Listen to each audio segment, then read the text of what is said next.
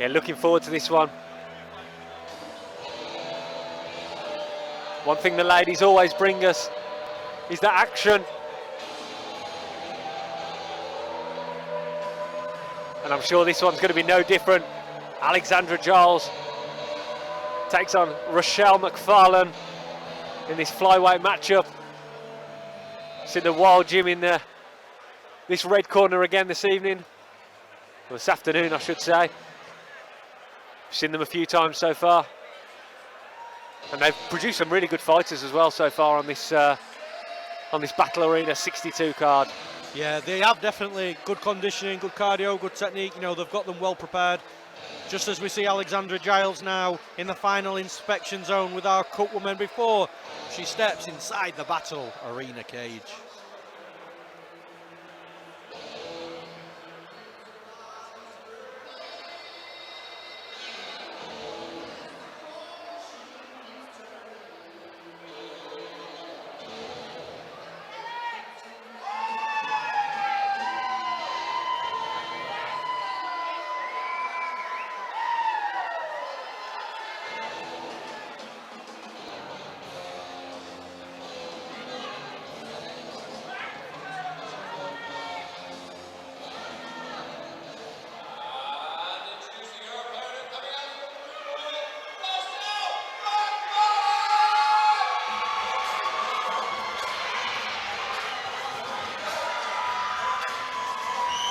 And the opponent of Alexandra Giles now making her way to the cage. We've got Rochelle Mcfarlane, and the crowd are going absolutely crazy. Rochelle Mcfarlane fighting out of BST.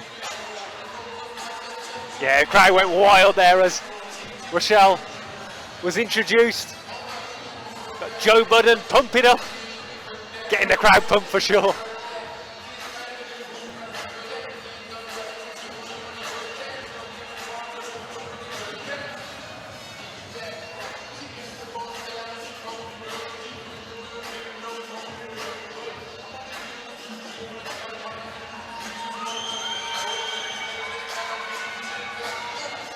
First outing for the BST team here at Battle Arena 62. Again, another team that produces some great fighters. I'm really looking forward to this one. Rochelle Mcfarlane just making her way down to the second inspection zone.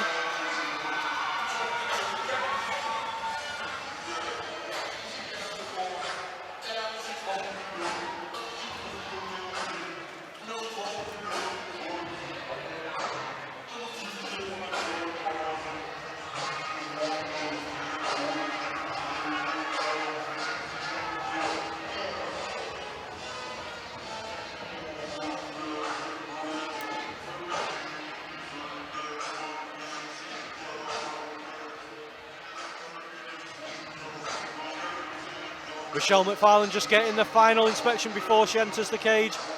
And in the corner, John, we've spotted Cage Warriors champion Jordan Vucenic. You could do worse in your cage than Jordan Vucenic. Yeah, definitely. One of the best talents coming out of the UK at the moment is Jordan. Great to see him cornering teammates at these shows. We saw him last week at Battle Arena 60 and 61. It's great to see him back and welcome him back here to Battle Arena. We've just got a slight delay in the corner of Rochelle Mcfarlane in the preparation area. I'm not quite sure what the delay is here, but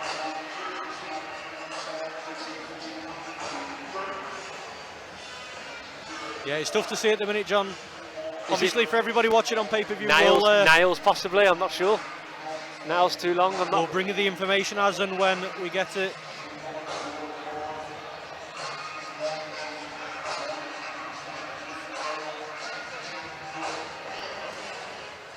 Yeah, it looks like it's something on the glove or the hand.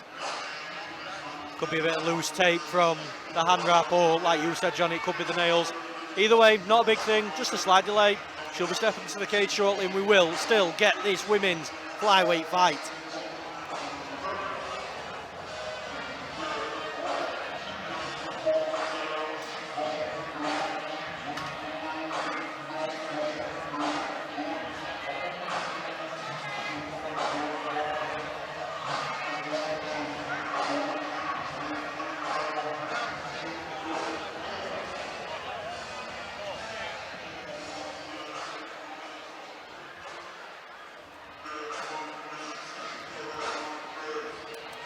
there we go.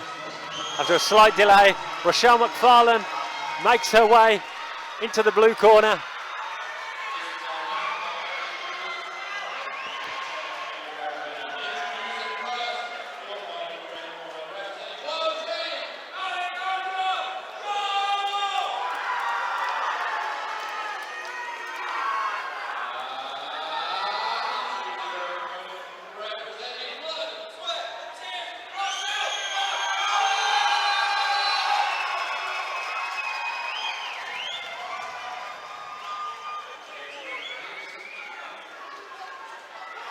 The fighters have been introduced.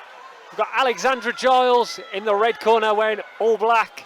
We've got Rochelle Mcfarlane in the blue corner wearing the black and red top and the green shorts. They touch gloves and we're underway in this flyweight contest. Mcfarlane wasted no time coming forward aggressively there. Naturally, they've crashed into each other into a clinch position, and it's Giles that's managed to get a body lock. She had the back taken briefly, looking to get that double leg takedown. She's got the hands clasped below the butt of Mcfarlane. Now she's let it go. Yeah, Mcfarlane did a really good job there of keeping her toes just on the canvas to be able to maintain her balance. Heavy pressure here though from Alexandra Giles. She's not giving Mcfarlane any space to escape. Yeah, good composure from Giles there. It's always that fight or flight when someone comes crashing into you after 1 second of the fight, but she did a really good job there of reversing the position. And we see it quite a lot, John. Fighters come in early in the fight, crashing forward. Just as I'm saying that, it was the outside trip from Alexandra Giles to put Rochelle Mcfarlane on her back. Now she's inside control, looking to go to work, trying to isolate that left arm of Mcfarlane. Yeah, she's got the forearm across the throat there of Mcfarlane, really uncomfortable, disrupts the breathing, but uses that beautifully to work her way into the mount. Yeah, that was a great transition. You can actually finish the fight with that forearm as well, John, with the forearm choke. Yeah, it's nasty. Alexander Romanov, a massive advocate of that forearm choke.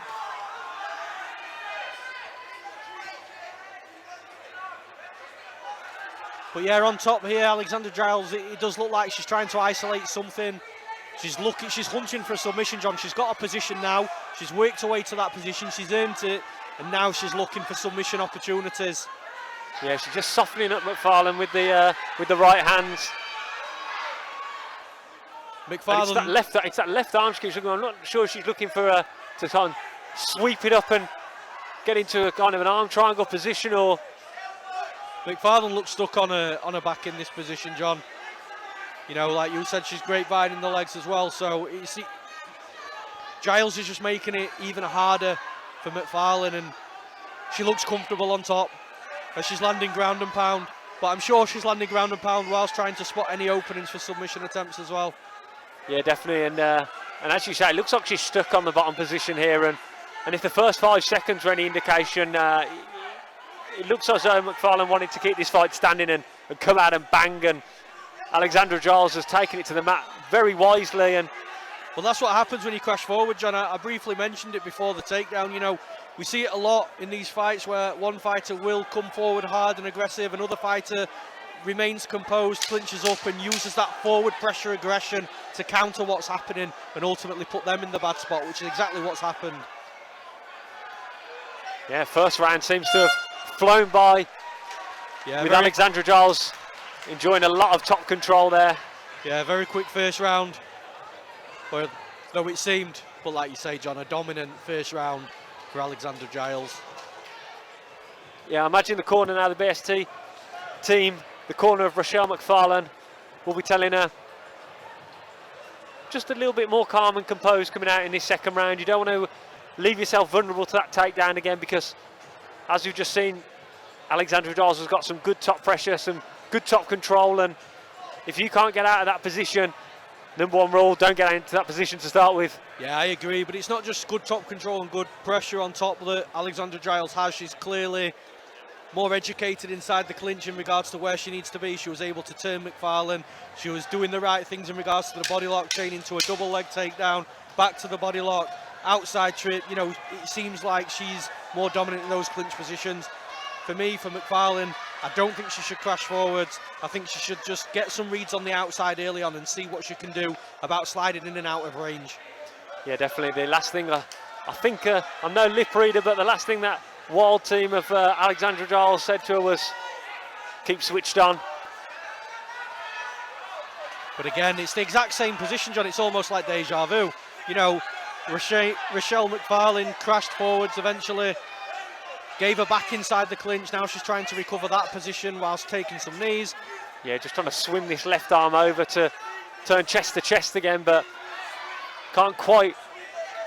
Yeah, she's going to get tripped to the mat at some point very soon, I'd imagine. She needs to work and dig the underhooks here. But credit where it's due, Mcfarlane's defending much better in the second round than she did in the first round. Maybe, you know, she expects what's happening now and she's able to react to it better. But at this moment in the first round, she was on her back. So credit to Rochelle Mcfarlane. She's got a defensive game going. She's made those adjustments, and she's ultimately making Giles work much harder.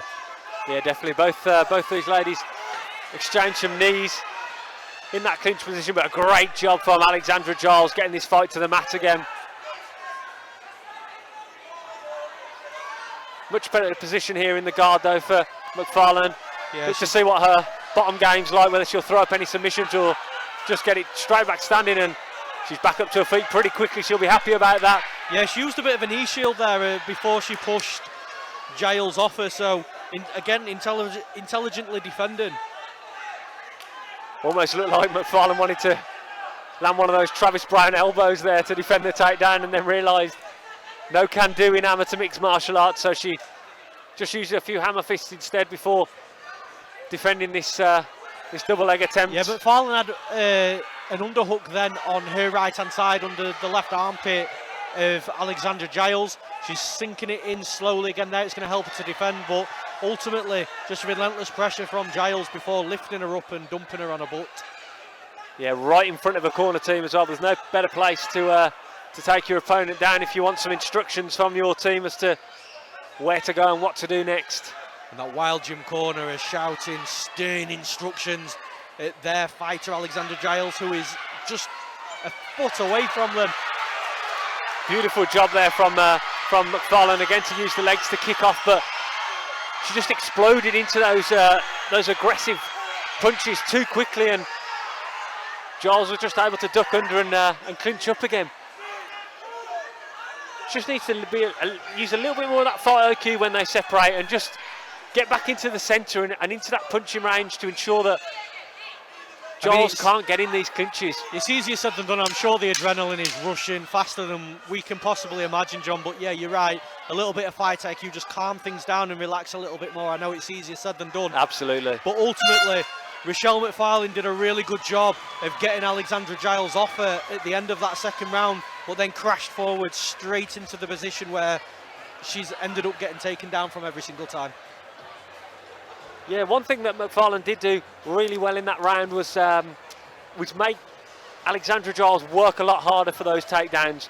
And then when she was taken down, she was able to get back to her feet a couple of times, which will be a massive confidence booster for going into this third round. Obviously, she won't want to be in that position in the first place, but after that second round, knowing that she can defend those takedowns a bit better, knowing she can get back to her feet, she'll be really pleased that she's making those small steps from what we saw in the first round.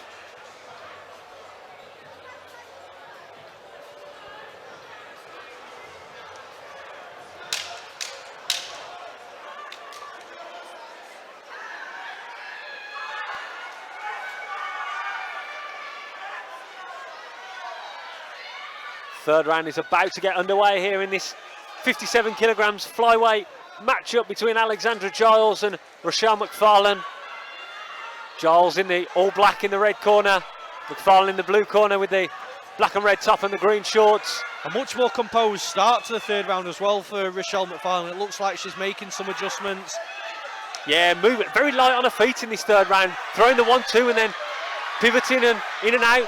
Nice shots there landing, big jab landed, and Mcfarlane's throwing heavy up against the fence here. This is a huge combination from Mcfarlane. Big flurry of shots to get it through. It's over! Rochelle Mcfarlane with McFarlane, great turnaround. stoppage. The crowd goes absolutely wild behind us. Wow. What a turnaround in round 3. McFarlane, I'm losing my voice. McFarlane just came out swinging, but it was that range finding in the early stages of that 3rd round which helped her to land a couple of big shots and back up Alexandra Giles against the fence, and that is where she unloaded 25 shots, creeping through, and a couple of them stung Giles' chin, and the ref had saw enough. It was the adjustments, John. She needed to do something because everything about that 1st and 2nd round was just wrong from a game plan perspective from Rochelle Mcfarlane. She had to make those adjustments. Her corner must have drilled that into her about those adjustments. She made it. What a comeback victory. Winner via TKO. We're going to pass you over to our MC, Chris Fensom, who is going to make things official.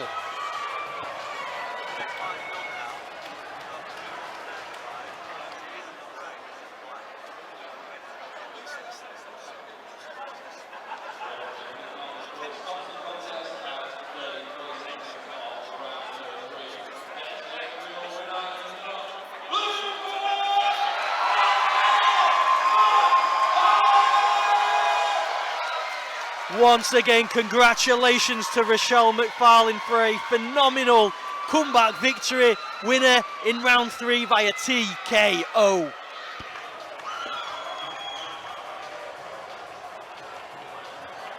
All right, I'm here with your winner, Rochelle Mcfarlane. Rochelle, you were 2 rounds down. You'd been mounted in both rounds. How did you snatch victory from the jaws of defeat? What was the difference there between rounds 2 and 3 that made you come out there like an absolute savage? So my coach Jordan just said that I was rushing it, so I'm good in my striking, but I kept rushing it and getting taken down. So Jordan said I'm 2 rounds down, just take it slow, go in there, and don't use the distance, don't let her take you down. So that's what I had to do. And you definitely stung her with those jabs and those right hands, and you kept them really, really straight punches. We often see people wade in, they start throwing looping punches.